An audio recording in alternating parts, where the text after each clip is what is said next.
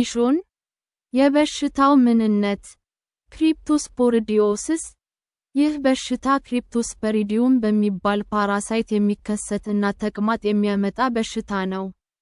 ይህ ፓራሳይት በሰዎችና በእንስሳት አንጀት ውስጥ የሚኖር ሲሆን በሰገራ በኩል ወጥቶ ወደ ሌላ ሰው ይተላለፋል።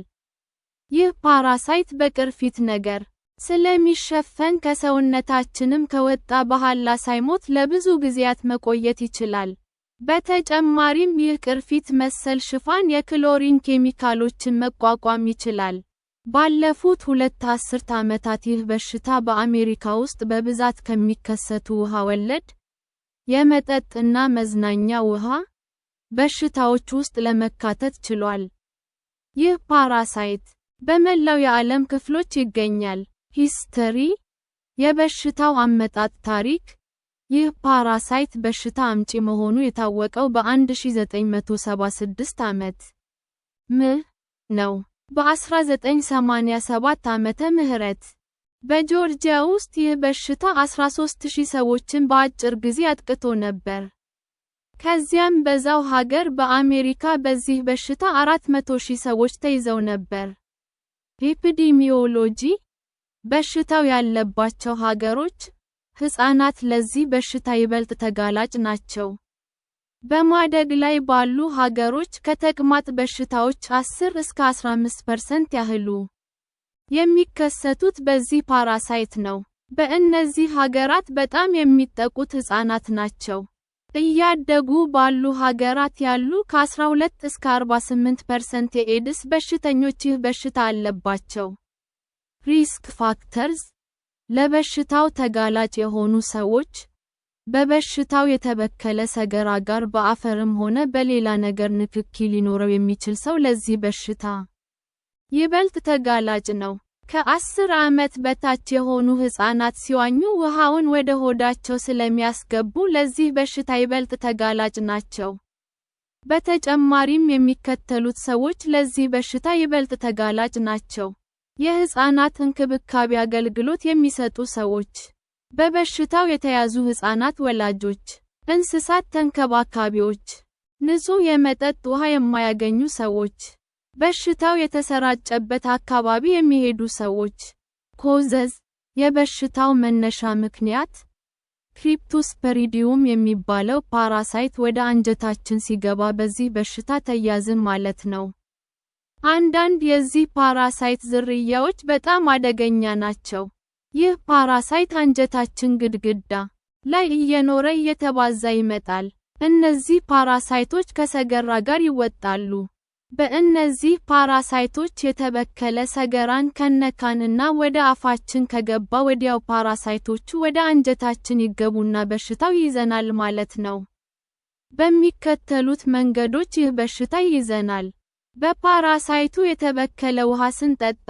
በፓራሳይቱ የተበከለ መዋኛ ገንዳ ውስጥ እየዋኘን ሳናውቀው ውሃውን ወደ ሆዳችን ካስገባ ነው።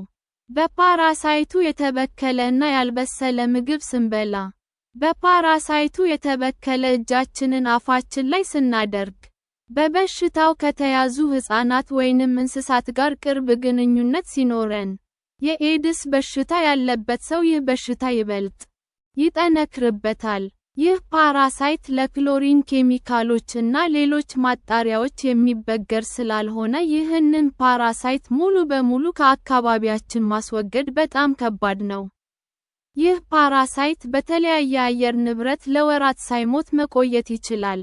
ነገር ግን በፈላ ውሃ ሙቀት 100 ዲግሪ ሴልሺየስ ወይንም በበረዶ ቅዝቃዜ 0 ዲግሪ ሴልሺየስ ይሞታል።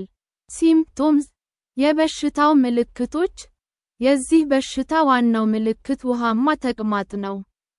ሌሎች የዚህ በሽታ ምልክቶች የሚከተሉት ናቸው።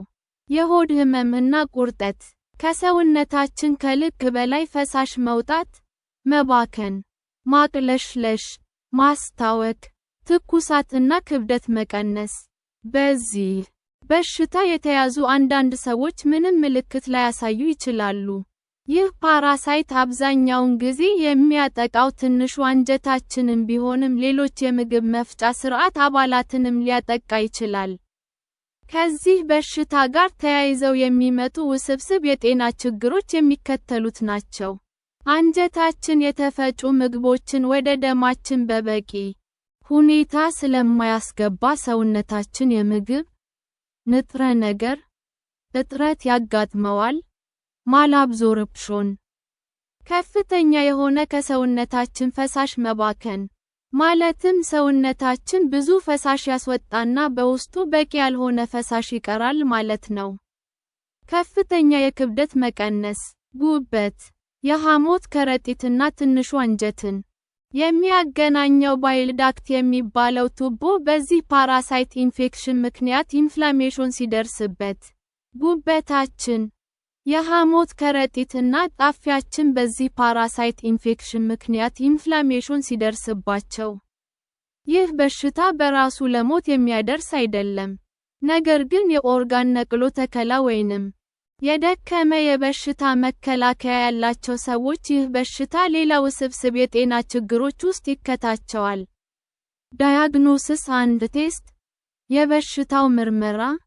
የሚከተሉት ምርመራዎች ለዚህ በሽታ ይደረጋሉ። አሲድ ስቴኒንግ ቴስት። ይህ ዘዴ በጣም ቀላሉ የዚህ በሽታ መመርመሪያ ዘዴ ነው። ይህ ዘዴ ፓራሳይቱን በማይክሮስኮፕ ውስጥ ለመለየት ያስችላል። ለዚህ ምርመራ የሰገራ ናሙና ወይንም ከአንጀታችን ላይ ናሙና ባዮፕሲ ሊያስፈልግ ይችላል። ስቱል ካልቸር። ሐኪማችን ስታንዳርድ ስቱል ካልቸር ልትታዝልን ትችላለች።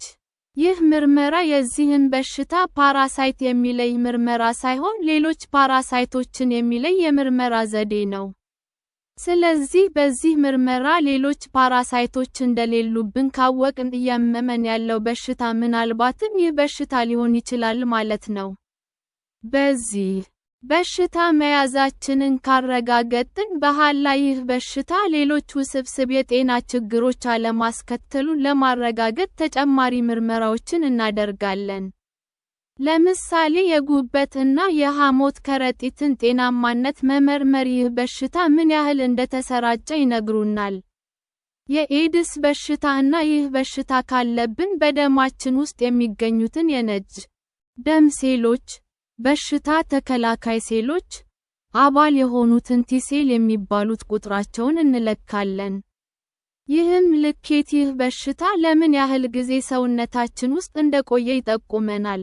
በአንድ ማይክሮ ሊትር ደማችን ውስጥ የቲ-ሴል ብዛት ከ100 ካነሰ ይህ በሽታ የሆነ ውስብስብ የጤና ችግር ውስጥ ከቶናል ማለት ነው። ትሪትመንት አንድ ሜዲኬሽንስ ለበሽታው የሚሰጥ ሕክምና። ይህ በሽታ የያዘው ሰው በቂ ፈሳሽ በሰውነቱ ውስጥ ሁልጊዜም እንዲኖር ሁልጊዜም ብዙ ፈሳሽ መጠጣት ይኖርበታል። በሰውነት ውስጥ ያለው ፈሳሽ በአደገኛ ሁኔታ እየቀነሰ ከመጣ በሽተኛው ሆስፒታል ገብቶ በደም ቱቦ ፈሳሽ ሊሰጠው ግድ ይላል። ሐኪማችን ናይትሮክሳናይድ የሚባለውን ጸረ ተቅማጥ መድኃኒት ልትታዝልን ትችላለች።